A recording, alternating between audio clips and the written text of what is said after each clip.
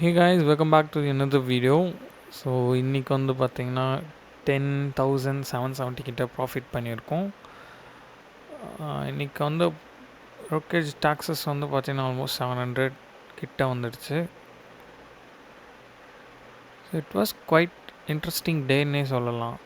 Reason வந்து ஏன்னு பார்த்தீங்கன்னா மார்னிங் வந்து கேப் அப் ஆச்சு. ஆக்சுவலாக மார்க்கெட் ஓப்பன் ஆகும்போது கேப் அப் ஆகிட்டு மேலேருந்து கீழே வந்துடுச்சு. ஸோ இந்த இடத்துல வந்து நான் யோசித்தேன் எக்ஸிட் ஆகலாமா வேணாமான்னு. பட் அதுக்கப்புறம் யோசித்து பார்த்தேன் திஸ் நோட் நீட் டு வரின்றதுனால அதர் ஃபேக்டர்ஸும் கன்சிடர் பண்ணுறப்ப எக்ஸிட் ஆகலை. நெக்ஸ்ட் கேண்டிலே பார்த்தீங்கன்னா ஒரு பாசிட்டிவ் பயாஸில் வந்து முடிஞ்சிச்சு.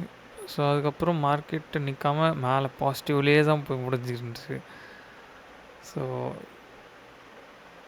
இந்த இடத்துல வந்து இங்கே வந்து இது வரைக்குமே வந்து 25,000 கிட்ட ப்ராஃபிட்டில் இருந்தோம்.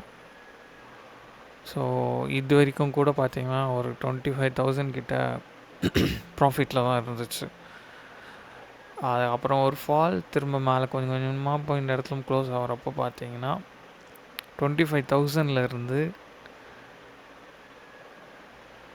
அப்படியே கொஞ்சம் கொஞ்சம் 25லேருந்து அப்படியே 14 ஆச்சு, 9,000, 3,000 மேலே கீழே ஃப்ளக்சுவேட் ஆகிட்டே வந்துச்சு. அப்புறம் 245 அப்போ பார்த்தீங்கன்னா நான் எல்லாத்தையும் க்ளோஸ் பண்ணிவிட்டு எக்ஸிட் ஆகிட்டு அகெயின் வந்து பார்த்தீங்கன்னா வேறு ஒரு ஸ்ட்ராட்டஜியை வந்து ஷிஃப்ட் பண்ணிட்டேன்.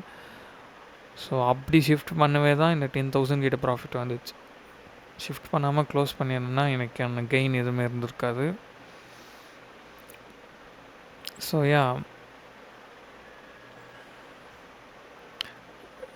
மார்க்கெட் மேலே போகிறதுல சந்தோஷம் தான், இல்லைன்னு சொல்ல. அதுக்கும் இப்படியே அப் அண்ட் டவுன் வாலட்டைலாக இருக்கிறது, மேலேருந்து கீழே, கீழேருந்து மேலே, அங்கேருந்து திரும்ப கீழே மேலேன்னு. ஸோ இதுதான் இன்றைக்கான ட்ரேட் அண்ட் தான் இன்றைக்கான ப்ராஃபிட். மார்க்கெட் மேலே மூவ் பார்த்தீங்கன்னா அட்ஜஸ்ட்மெண்ட்ஸ் பண்ணிட்டு தான் இருந்தேன். ஆக்சுவலாக மார்க்கெட் மூவ் ஆகிறப்போ வந்து பார்த்தீங்கன்னா அட்ஜஸ்ட்மெண்ட்ஸ் பண்ணிட்டு தான் இருந்தேன்.